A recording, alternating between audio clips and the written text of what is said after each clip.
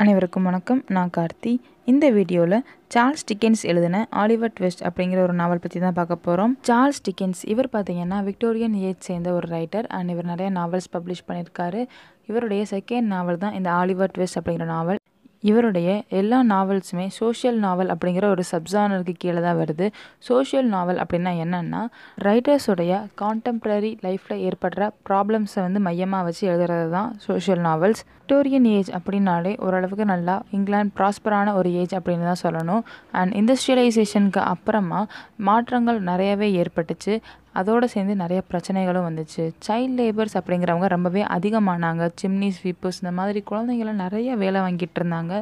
அதை மையமாக வச்சது தான் இந்த நாவல். இந்த நாவலில் வரக்கூடிய கேரக்டர் லிஸ்ட்டுடைய டிஸ்கிரிப்ஷன் நான் கொடுத்துருக்கேன். உங்களுக்கு வேணும் அப்படின்னா ஏதாவது நோட் பண்ணிக்கோங்க. உங்களுக்கு தெரிஞ்சதுன்னா இட்ஸ் ஓகே, ஜஸ்ட் அதை அப்படியே ஸ்கிப் பண்ணிடுங்க லிஸ்ட்டை. First Oliver twist. இவர் தான் நாவலுடைய ப்ரொட்டகானிஸ்ட். இவங்க பார்த்திங்கன்னா ஒரு ஒர்க் ஹவுஸில் ஆர்ஃபனாக இருப்பாங்க. தென் ஒவ்வொரு இடத்துக்கு மாறி மாறி போய் வேலை பார்ப்பாங்க. இவங்க லைஃப்பை மையமாக வச்சு தான் இந்த ஒரு நாவல் இருக்குது. தென் செகண்ட் பார்த்திங்கன்னா ஃபேகின். இவர் ஒரு கிரிமினல். இவங்க கேங்கிட்டையும் ஆலிவர் ஒரு தடவை மாட்டிக்குவாங்க. நெக்ஸ்ட்டு பார்த்திங்கன்னா நான்சி. இவங்க ஒரு யங் ப்ராஸ்டிடியூட் அண்ட் ஃபேகினோட அந்த குரூப்பில் இவங்களும் ஒருத்தவங்க. தென் மில்க் சைக்ஸ் அப்படிங்கிற ஒருத்தரை லவ் பண்ணுவாங்க. தென் ரோஸ் மேலி. இவங்க ஆக்னஸ் ஃப்ளெமிங்கோடைய சிஸ்டர். ரோஸ் மேலியோடைய அக்கா பையன் தான் ஆலிவர் அப்படிங்கிறது கடைசியாக தெரிய வரும். தென் நெக்ஸ்ட் பார்த்திங்கன்னா மிஸ்டர் ப்ரவுன்லோ. இவங்க யாருன்னு பார்த்திங்கன்னா ஆலிவரோட அப்பாவோட ஒரு ஓல்டு ஃப்ரெண்ட். நாவலுடைய கடைசியில் ஆலிவரை இவங்க தான் அடாப்ட் பண்ணுவாங்க. Next monks. இவர் யாருன்னு பார்த்திங்கன்னா ஒரு விஷியஸ் யங் மேன். ஆக்சுவலாக இவங்க யார் அப்படிங்கிறதே நிறைய பேர் தெரியாமல் இருக்கும். கடைசியில் பார்த்தா தான் தெரியும் இவங்க ஆலிவரோட அப்பாவோடைய ஃபர்ஸ்ட் ஒய்ஃபோட பையன். Next bill Sikes. பில் சைக்ஸும் ஃபேகினோட ஒரு குரூப்பில் இருந்த ஒருத்தர் தான்.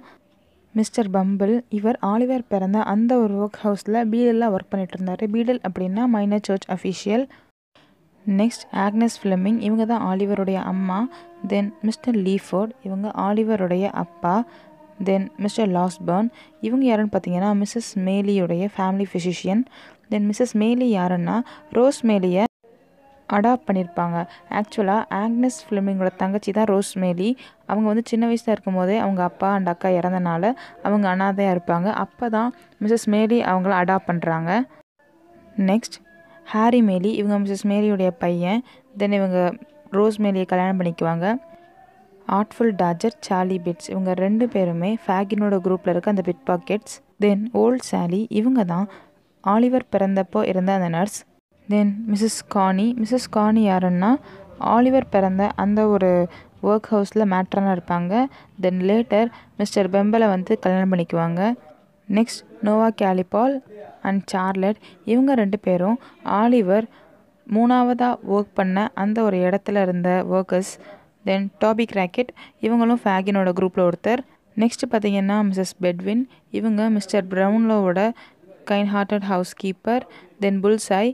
இது யாருன்னா பில் சைக்ஸ் அப்படிங்கிற ஃபேகினோட குரூப்பில் இருந்த ஒருத்தருடைய நாய். தென் மாங்க்ஸோடைய மதர். இவங்க தான் ஆலிவரோட அப்பாவோட ஃபர்ஸ்ட் ஒய்ஃப். தென் மிஸ்டர் சாவர்பரி. நான் முன்னாடி சொன்ன மாதிரி நோவா கேலிபால், சார்லட் இவங்க எல்லாருமே இவருக்கு கீழே தான் ஒர்க் பண்ணுவாங்க. தென் மிஸ்ஸஸ் சாவர்பரியோடைய ஒய்ஃப். தென் மிஸ்டர் கிரிம்விக். இவர் யாருன்னா ப்ரவுன்லோவுடைய ஒரு பெசமிஸ்டிக் ஃப்ரெண்ட். தென் மிஸ்டர் கைல்ஸ். இவர் மிஸ்ஸஸ் மேலி வீட்டில் வேலை பார்க்குற ஒரு பட்லர். தென் மிஸ்டர் பிரிட்டில்ஸ். இவரும் மிஸ்ஸஸ் மேலியோடைய எஸ்டேட்டில் வேலை பார்க்குற ஒருத்தர் தான். தென் மிஸ்ஸஸ் மேன். இவங்க ஆலிவர் வளர்ந்த அந்த ஒர்க் ஹவுஸில் இருந்த சூப்பரிண்டெண்டன்ட். தென் மிஸ்டர் கேம்ஃபீல்ட். இவர் ஒரு சிம்னி ஸ்வீப். தென் பெட். இவங்களும் ஃபேகினோட அந்த குரூப்பில் இருந்த ஒரு பிட் பேக்கெட். தென் மிஸ்டர் ஃபேங். இவர் கோர்ட்டில் இருக்கக்கூடிய ஒரு மேஜிஸ்ட்ரேட். தென் ஃபைனலாக பேர்னே அண்ட் டாம் சிட்லிங். இவங்க ரெண்டு பேருமே ஃபேகினோட குரூப்பில் இருக்கக்கூடிய மெம்பர்ஸ்.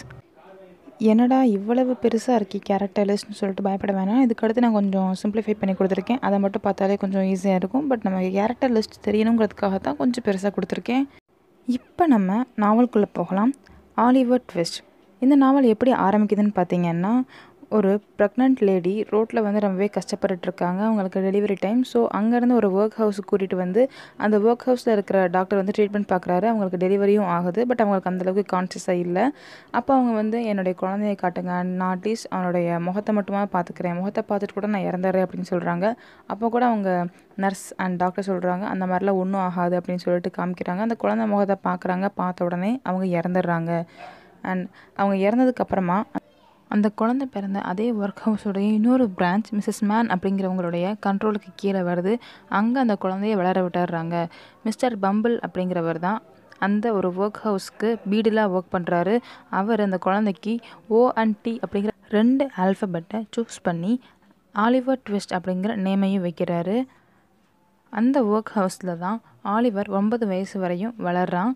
அண்ட் அந்த ஒர்க் ஹவுஸுக்கு தேவையான அளவுக்கு அமௌண்ட் அப்படிங்கிறது போகுது. பட் மிஸ்ஸஸ் மேன் அந்த குழந்தைங்களுக்கு உணவு அண்ட் ட்ரெஸ் இது ரெண்டுமே வந்து அந்த அளவுக்கு வந்து கொடுக்க மாட்டேங்கிறாங்க. சாப்பாடு அதிகமாக கொடுக்காதனால நிறையா குழந்தைங்க பசியிலேயே இறந்துடுறாங்க. அண்ட் அந்த மிச்ச பணத்தை அவங்க என்ன பண்ணாங்கன்னா அதை அவங்களே தான் யூஸ் பண்ணிக்கிட்டாங்க. ரொம்பவே செல்ஃபிஷான ஒருத்தர் தான் அவங்க. பட் எப்படியோ ஆலிவர் அந்த இடத்துல சஸ்டெயின் ஆகிட்டார். 9 வயசு ஆனதுக்கப்புறமா பம்பிள் அந்த ஒர்க் ஹவுஸ்க்கு வராரு. இப்போ ஆலிவரை வேற ஒரு இடத்துல வேலை பார்க்க விட்டோம் அப்படின்னா அவன் வந்து கரெக்டாக வேலை பார்ப்பான் அப்படின்னு சொல்லிட்டு அவன் எங்கே பிறந்தானோ அந்த ஒர்க் ஹவுஸுக்கு கூட்டிகிட்டு போகிறாரு. அங்கே அவனை ஓக்கம் கலெக்ட் பண்ணுறதுக்கு விட்டுடுறாங்க. அந்த ஒர்க் ஹவுஸ்லேயும் அதே பிரச்சனை தான். அந்த குழந்தைங்க என்ன தான் வேலை பார்த்தாலும் அவங்களுக்கான இனஃபான ஒரு சாப்பாடு அப்படிங்கிறது கிடைக்கவே இல்லை. ரொம்பவே கம்மியான குரூயல் மட்டும்தான் அவங்களுக்கு கொடுக்குறாங்க. அங்கே பார்த்திங்கன்னா பெரிய பசங்க எல்லாருமே சின்ன பசங்களை ரொம்பவே ரேக் பண்ணுறாங்க. சின்ன பசங்களோட சாப்பாடு எல்லாமே பிடுங்கி சாப்பிட்றாங்க. அண்ட் அப்பையும் அவங்களுக்கு பத்தலை. அவங்கள யாராவது ஒருத்தரை போய் அந்த குக்கிட்ட இன்னும் கொஞ்சம் சாப்பாடு கொடுங்க அப்படின்னு சொல்லி கேட்க சொல்கிறாங்க. ஸோ அன்றைக்கி அவங்க சூஸ் பண்ணுறப்போ ஆலிவர் அவங்கக்கிட்ட மாட்டிக்கிட்டான். போய் நீ வந்து அவங்கள்ட்ட கேட்டே ஆகணும் அப்படின்னு சொல்லிட்டு மிரட்டுறாங்க. ஆலிவரும் அந்த குக்கிட்ட போய் இன்னும் கொஞ்சம் எனக்கு கொடுங்க அப்படின்னு சொல்லி கேட்குறா. 2-3 தடவை கேட்குறான். அதனால அந்த மிஸ்டர் பம்பிள் அப்படிங்கிறவர் ரொம்பவே கோவமாயிடுறாரு.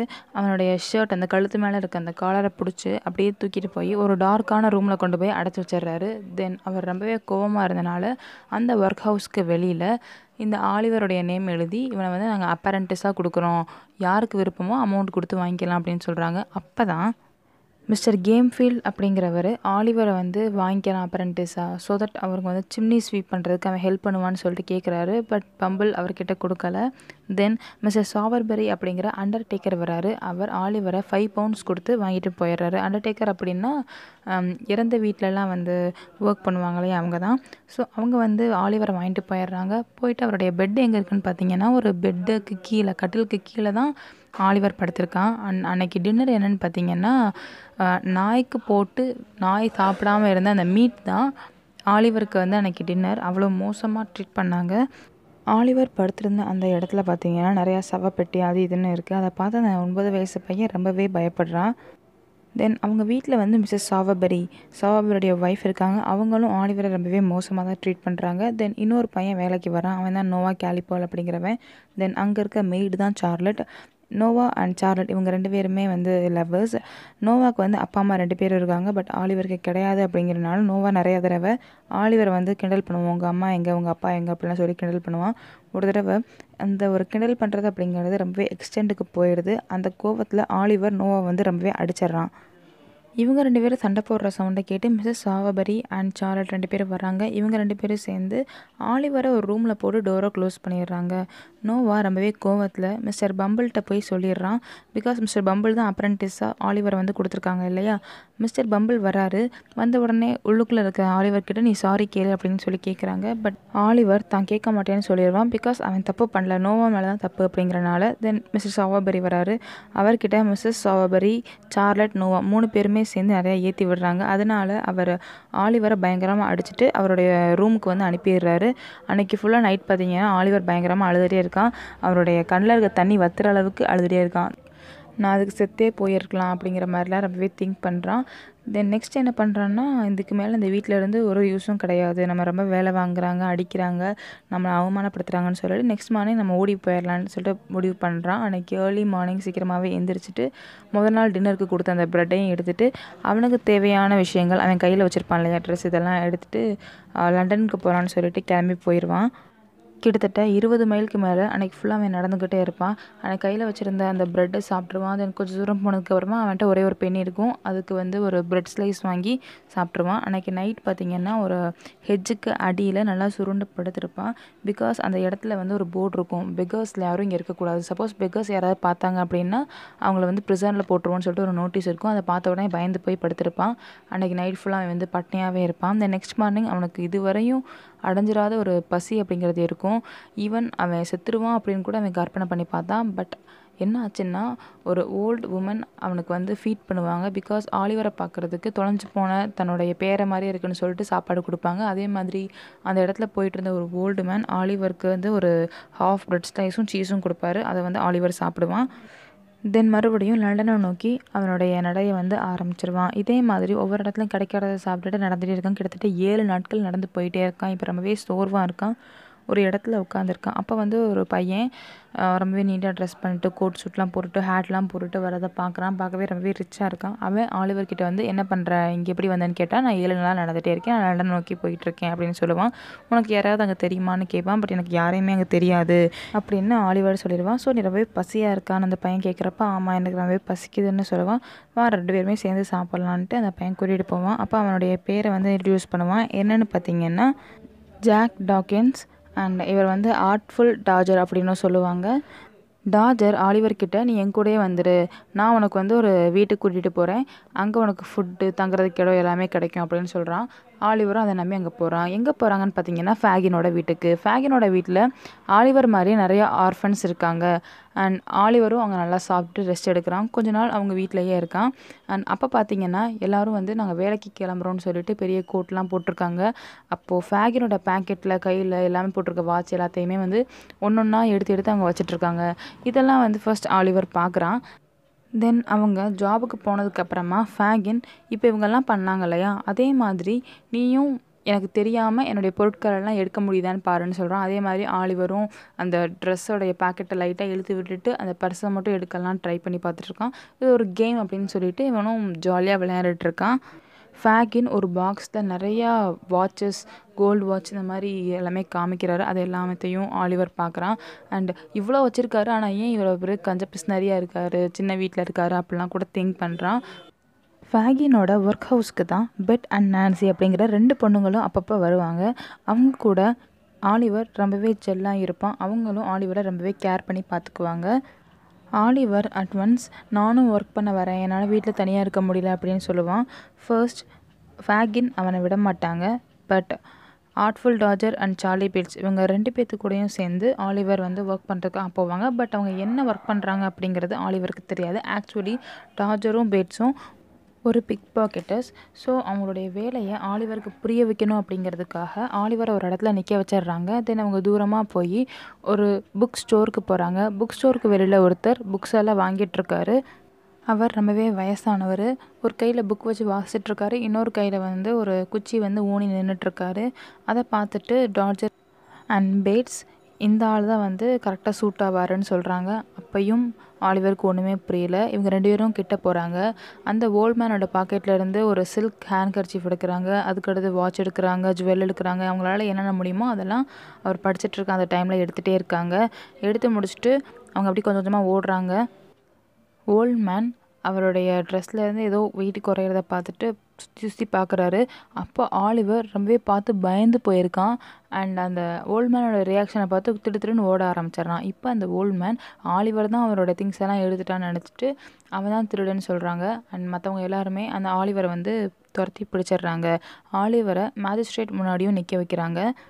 அப்போ தான் மிஸ்டர் ப்ரவுன்லோ அப்படிங்கிறவர் வர்றாரு. அவர் எல்லாத்துக்கிட்டையும், இந்த பையன் ஒரு நிரபராதி, இவன் வந்து திருடவே இல்லை, ஆக்சுவலாக வேறு 2 பேர் தான் திருடிட்டு இருந்தாங்க, இதை பார்த்த ஒரு சாட்சி இருக்குன்னு சொல்லிட்டு அந்த புக் ஸ்டோருடைய ஓனர் வந்து காமிக்கிறாரு.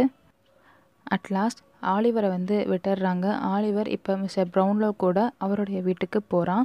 இந்த நியூஸ் பார்த்திங்கன்னா டாட்ஜர் அண்ட் பேட்ஸுக்கு வருது. ஆக்சுவலாக இவங்க 2 பேரும் தப்பிச்சு ஓடி வந்து ஃபேகினோட வீட்டுக்கு வருவாங்க. ஃபேகின் ரொம்பவே குழப்பத்தில் இருப்பார். இந்த குட்டி பையன் எங்கேயாவது போய் அவங்களுடைய கூட்டத்தை பற்றி சொல்லிடுவானோ என்னமோன்னு சொல்லிட்டு பயந்துட்டு இருப்பாங்க எல்லாருமே.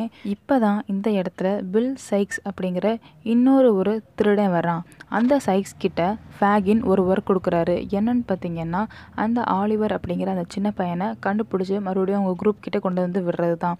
பில் சைக்ஸ் தென் நான்சி இவங்க 2 பேரும் சேர்ந்து தான் ஆலிவரை தேட ஆரம்பிக்கிறாங்க. நான்சி இதுவரை எந்த கேஸ்லையும் அதிகமாக மாட்டாதனால நான்சியை யூஸ் பண்ணுறாங்க. பிகாஸ் போலீஸ் பிடிச்சிட்டு போனனால எப்படி விசாரிக்கிறதுன்னு தெரியல.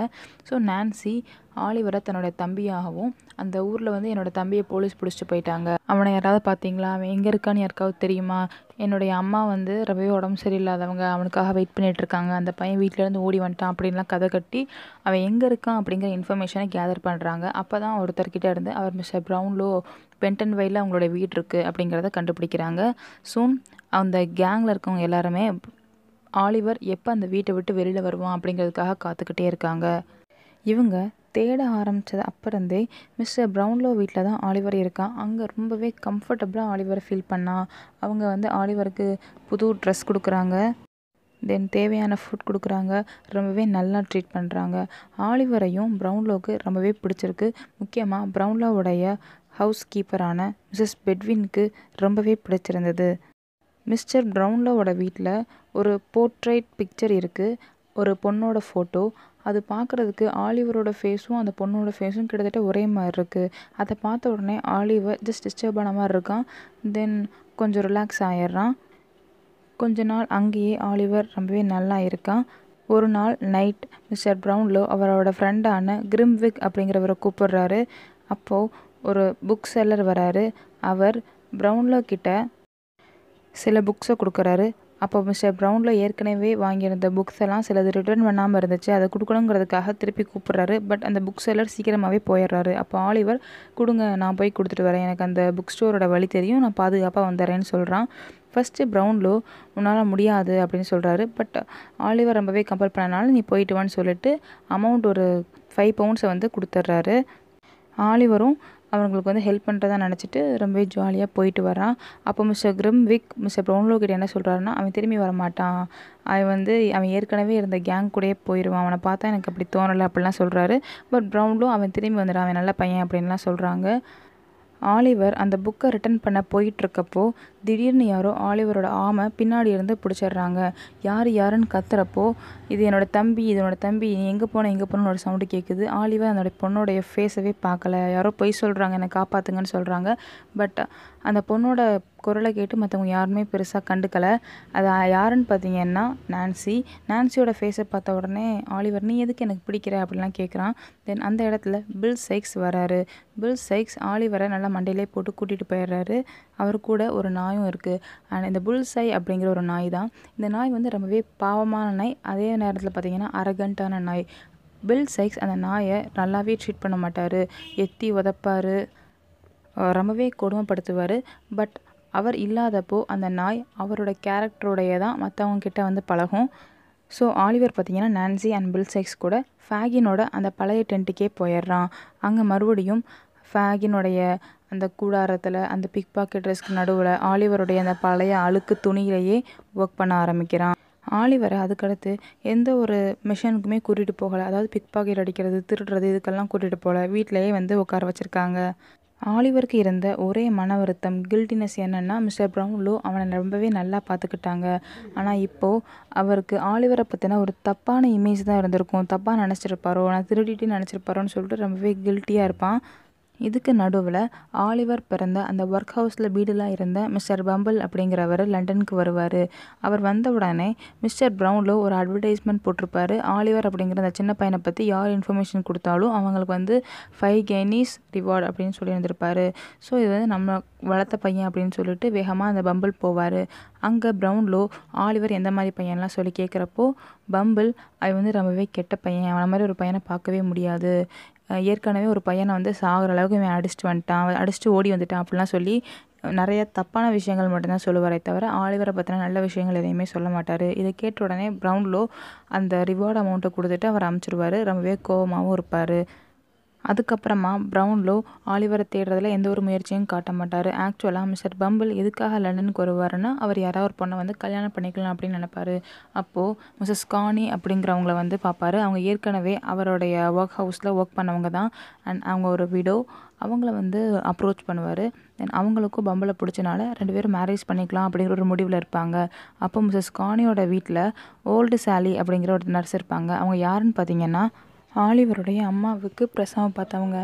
இப்போ டெத் பெட்டில் இருக்கப்போ ஓல்டு சாலிக்கு ரொம்பவே கஷ்டமாக இருக்குது. என்னென்னா ஆலிவருடைய அம்மா இறக்குறதுக்கு முன்னாடி ஒரு லாக்கெட் கொடுத்து அதை ஆலிவர் கிட்டே கொடுங்க, அவன் பெரிய பையன் ஆனதும் அதை அவன்கிட்ட கொடுங்க, இதில் தான் அவனுடைய ஃப்யூச்சரே இருக்குது அப்படின்னு சொல்லி கொடுத்தாங்க. ஆனால் அதை நான் அவன்கிட்ட கொடுக்கவே இல்லை, நான் அதை திருடிட்டேன். இப்போ அதை நினச்சா எனக்கு ரொம்பவே கஷ்டமாக இருக்குது. ஸோ அதை எப்படியாவது ஆலிவர்கிட்ட சேர்த்துரு அப்படின்னு சொல்லிட்டு அவங்க சொல்லிகிட்டு இருக்கப்பவே இறந்துடுவாங்க. மிஸ்ஸஸ் கானி அதை பார்ப்பாங்க. இறக்கிறதுக்கு முன்னாடி சாலியோட கையில் ஒரு பவுச் இருக்கும். அதை மிஸ்ஸஸ் கானி எடுத்திருப்பாங்க. பட் அதை யார்கிட்டையுமே சொல்ல மாட்டாங்க, இன்க்ளூடிங் மிஸ்டர் பம்பிளுக்கு கூட சொல்ல மாட்டாங்க. தென் பம்பிளுக்கும் கானிக்கும் கல்யாணம் ஆயிரும். இதோட இவங்களோட இது முடிஞ்சிடும். தென் லாஸ்ட் தான் இவங்க வருவாங்க. Then again coming back to ஆலிவரோட எபிசோட் என்னென்னா, இப்போ ஃபேகினோடைய கேங்கில் மாட்டிகிட்ருக்காரு.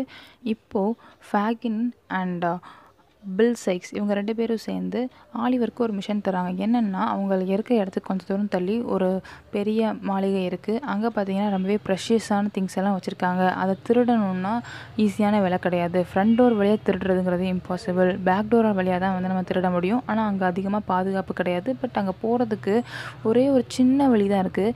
அந்த வழியில் ரொம்பவே சின்ன பையனால் மட்டும்தான் போக முடியும். ஸோ அந்த அளவுக்கு அங்கே யாரும் பாதுகாப்பு போடலை.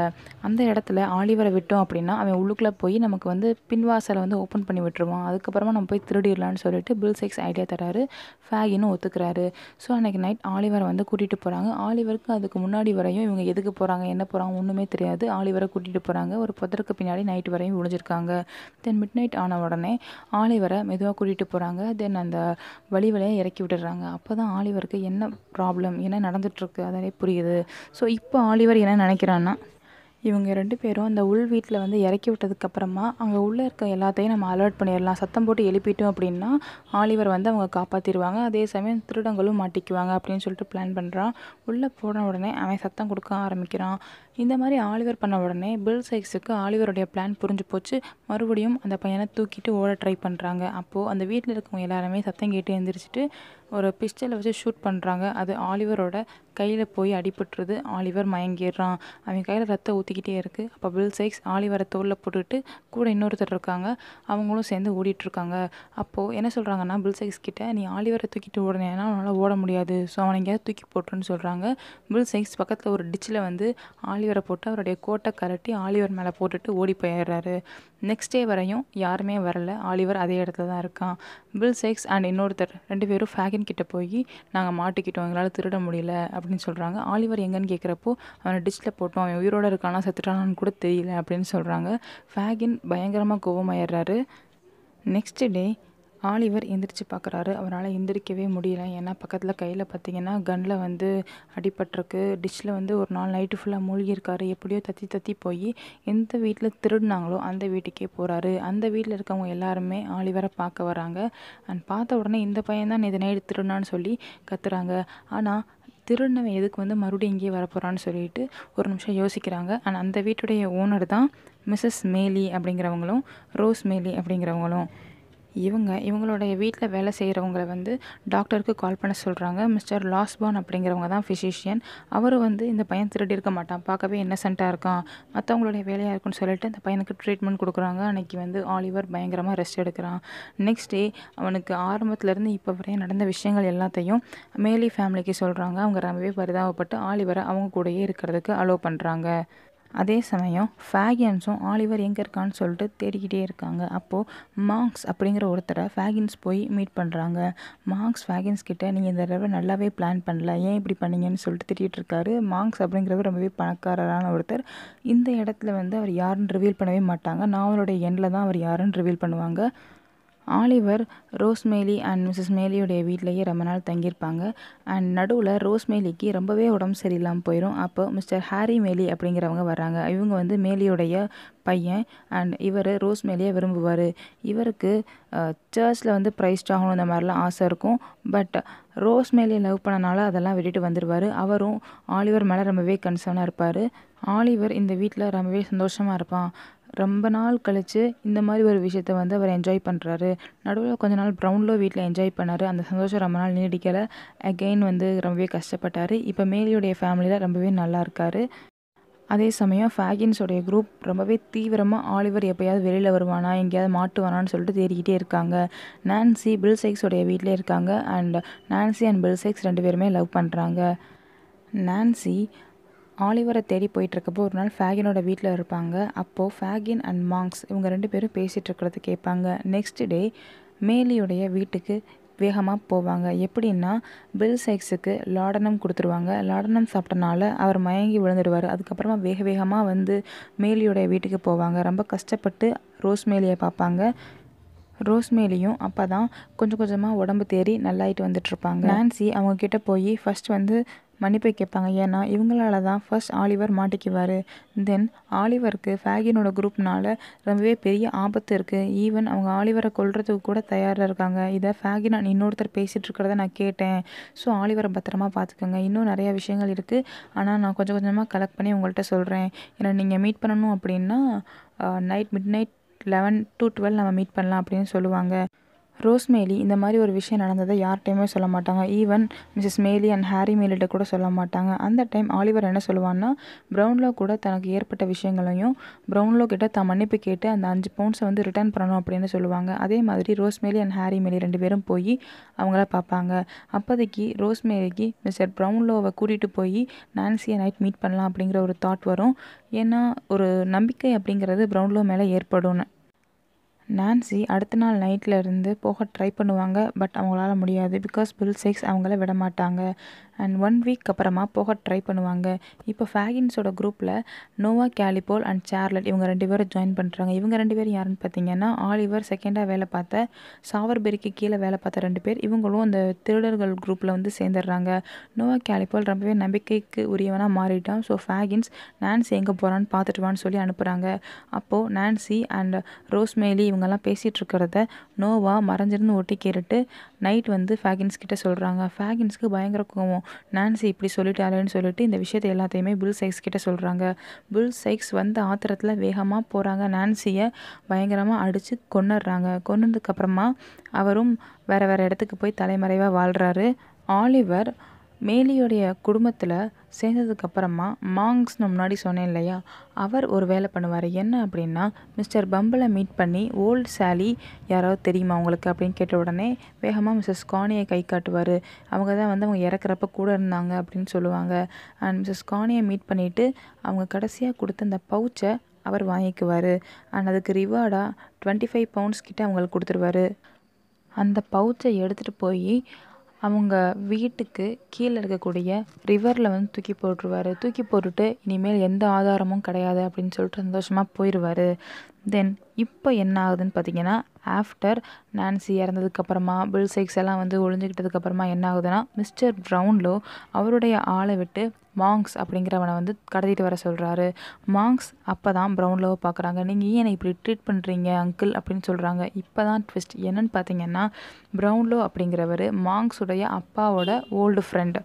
இப்போ தான் ஆலிவரோட ஹிடன் ட்ரூத்தும் மாங்க்ஸோட ஒரிஜினல் ஃபேஸும் வெளியில் வருது. ஆக்சுவலாக மாங்க்ஸ் யாருன்னு பார்த்தீங்கன்னா மிஸ்டர் லீஃபோர்ட், ஆலிவரோட அப்பாவோட ஃபஸ்ட்டு ஒய்ஃப்க்கு பிறந்த பையன். ஆக்சுவலாக ஆலிவரோட அப்பா பேர் மிஸ்டர் லீஃபோர்ட். இவருக்கும் மாங்க்ஸுடைய அம்மாவுக்கும் கல்யாணம் நடக்குது. அண்ட் இவங்களுக்கு பிறந்தவங்க தான் மாங்க்ஸ், அதாவது மிஸ்டர் எட்வர்ட் லீஃபோர்ட் அப்படிங்கிறவர். இவங்க யங் ஏஜ் வரையும் இவங்க அம்மா அப்பா வந்து சேர்ந்து தான் இருக்காங்க. பட் எந்த ஒரு லவ்வும் இவங்க 2 பேர்த்துக்கும் இடையில கிடையாது. தென் லீஃபோர்ட் மாங்க்ஸையும் அவங்க அம்மாவையும் விட்டுட்டு போயிடுறாரு. நெக்ஸ்ட் இவங்க ஆக்னஸ் ஃப்ளெமிங் அப்படிங்கிற இந்த பொண்ணை பார்க்குறாங்க. இவங்க யாருன்னு பார்த்தீங்கன்னா ஒரு ரிட்டையர்ட் நாவல் ஆஃபீஸருடைய பொண்ணு. லீஃபோர்ட் ஃபர்ஸ்ட் இந்த நாவல் ஆஃபீஸரை தான் வந்து பார்க்குறாரு. தென் அதுக்கடுத்து தான் ஆக்னஸை பார்க்குறாங்க. இந்த ஆஃபீஸருக்கு பார்த்தீங்கன்னா 2 பொண்ணு. ஒன்று வந்து ஆக்னஸ், இன்னொரு வந்து ஒரு கிட் சிஸ்டர் இருக்காங்க. ஆக்னஸ்க்கும் மிஸ்டர் லீஃபோர்டுக்கும் கல்யாணம் பண்ணலான்னு சொல்லிட்டு என்கேஜ்மெண்ட்லாம் பண்ணிடுவாங்க. தென் இட்டாலியில் யாரோ ஒருத்தர் ரிலேட்டிவ் இறந்துட்டாங்கன்னு சொல்லிட்டு மிஸ்டர் லீஃபோர்ட் பார்க்க போவார். போன இடத்துல அவருக்கும் உடம்பு சரியில்லாமல் போயிடும். அப்போ மறுபடியும் மாங்ஸ், அதாவது எட்வர்ட் லீஃபோர்ட் அண்ட் அவங்களுடைய அம்மா லீஃபோர்டை ரொம்பவே நல்லா பார்த்துட்டு இருந்திருப்பாங்க. லீஃபோர்ட் எந்த ஒரு உயிலும் எழுதலை அப்படின்னு சொல்லிட்டு நம்பிட்டு இருந்தாங்க. அண்ட் அவருடைய மொத்த சொத்துமே மாங்ஸுக்கும் அண்ட் அவங்களுடைய ஃபஸ்ட் ஒய்ஃபுக்கும் அப்படின்னு சொல்லிட்டு இருந்தாங்க. பட் லேட்டராக தான் அவங்களுக்கு லீஃபோர்டுக்கு ஆக்னஸ் அப்படிங்கிற ஒரு பொண்ணோட அஃபேர் இருந்தது அப்படிங்கிறது தெரிய வருது. அண்ட் அவங்களுக்கு ஒரு குழந்தை ஆலிவர் அப்படிங்கிற ஒரு பையன் இருக்கான் அப்படிங்கிறதும் தெரிய வருது. அண்ட் லீஃபோர்ட் என்ன மாதிரி ஒரு வில் செட் பண்ணியிருக்காரு அப்படின்னா, அவருடைய ஒரு பார்ட் ஆஃப் தி சொத்து தான் வந்து பார்த்திங்கன்னா மாங்ஸுக்கும் அவங்க அம்மாவுக்கும் சேரும். இது எல்லாமே ஆக்னஸ்க்கும் ஆலிவருக்கு தான் சேருங்கிற மாதிரி மறைமுகமாக எழுதி வச்சுருப்பாரு. அதில் இன்னொன்று என்ன மென்ஷன் பண்ணியிருப்பாருன்னா, ஆலிவருக்கு அவருக்கு எப்போ சொத்து போகும்னா அவர் கொஞ்சம் பெரியவன் ஆகணும், அதே சேம் டைம் அவர் எந்த ஒரு க்ரைமும் பண்ணிடக்கூடாது, அப்படின்னா தான் அவருக்கு ஃபுல் சொத்தும் போகும், இல்லைனா அது எல்லாமே மாங்ஸுக்கு போயிடும் அப்படிங்கிறது வந்து தெரிய வருது. ஸோ அதனால தான் மாங்ஸ் ஆலிவர் ஏதாவது ஒரு க்ரைமில் மாட்டணும்னு நினச்சாரு, இல்லைனா அவர் வந்து சாகடிக்கணும் அப்படின்னு நினச்சாரு. மார்க்ஸுக்கு தெரியாத ஒரு விஷயம் என்ன அப்படின்னா, மிஸ்டர் லீஃபோர்ட் இட்டாலிக்கு வர்றதுக்கு முன்னாடி மிஸ்டர் ப்ரவுன்லோ அவருடைய ஃப்ரெண்டை வந்து பார்க்க போயிருக்காரு. அவர்கிட்ட தன்னுடைய ஃப்யூச்சர் ஒய்ஃபுடைய ஒரு போர்ட்ரேட் ஃபோட்டோ கொடுத்துருக்காரு. அதைத்தான் ஆலிவர் ப்ரவுன்லோவோட வீட்டில் பார்த்தான். அதுதான் ஆக்னஸ் ஃப்ளெமிங். ப்ரவுன்லோ லீஃபோர்ட் இறந்ததுக்கப்புறமா ஆக்னஸுடைய ஃபேமிலியை கண்டுபிடிக்கணும்னு சொல்லிட்டு போவாங்க. பட் அங்கே போனதுக்கப்புறமா தான் தெரியும் ஆக்னஸ் வந்து இறந்துட்டாங்க, அவருடைய அப்பாவும் இறந்துட்டாங்க, அந்த குட்டி பையனை யாரோ கடத்திட்டாங்க. தென் அந்த குட்டி சிஸ்டர், ஆக்னஸுடைய சிஸ்டர் வந்து மிஸ்ஸஸ் மேலி அப்படிங்கிறவங்க தத்தெடுத்துட்டாங்க அப்படிங்கிற ஒரு விஷயம் தெரிய வருது. இப்போ நமக்கு என்ன புரிய வரும்னு பார்த்தீங்கன்னா, மிஸ்ஸஸ் மேலியுடைய அடாப்டட் சைல்டு யாருன்னா ரோஸ் மேலி யாருன்னா ஆலிவரோட அம்மாவோட தங்கச்சி. இந்த விஷயம் எல்லாத்துக்கும் தெரிய வருது. இனிமேல் ஆலிவர் ஒரு ஆர்ஃபன் கிடையாது அப்படிங்கிற சந்தோஷத்தில் இருக்கான். அண்ட் அவங்களுக்கு ரோஸ்மேலி அப்படிங்கிற ஒரு சிஸ்டர் கிடச்சிருக்காங்கன்னு ரொம்பவே சந்தோஷப்படுறான். ப்ரவுன்லோ தான் இந்த உண்மை எல்லாத்துக்கும் சொல்லுவார். மாங்ஸோடைய உண்மையான முகம் எல்லாத்துக்கும் தெரிஞ்சிடும். அண்ட் மாங்ஸுக்கும் ஃபேகின்ஸ்க்கும் எப்படி தொடர்பு அப்படின்னு பார்த்தீங்கன்னா, லீஃபோர்ட் கொஞ்ச நாளாக அவங்கள விட்டு விலகி இருக்கப்போ மாங்ஸ் இந்த மாதிரி கிரிமினல்ஸ் கூடலாம் பழக்க வழக்கம் வச்சுருப்பாரு. அவரும் கிரிமினலாக இருந்திருப்பார். அதனால தான் இவங்க மூலமாக ஆலிவரை வந்து பழி வாங்கணும், இல்லை வந்து அவரை துரத்தணும்னு ட்ரை பண்ணிகிட்டு இருந்தார். இந்த எல்லா விஷயத்தையுமே மிஸ்டர் ப்ரவுன்லோ ஆலிவர் எல்லாத்துக்குமே சொல்லிகிட்டு இருக்காரு. தென் நெக்ஸ்ட் சீனில் பார்த்திங்கன்னா, மிஸ்டர் ப்ரவுன்லோ ஆலிவரை தன்னுடைய பையனை அடாப்ட் பண்ணிக்குவார்.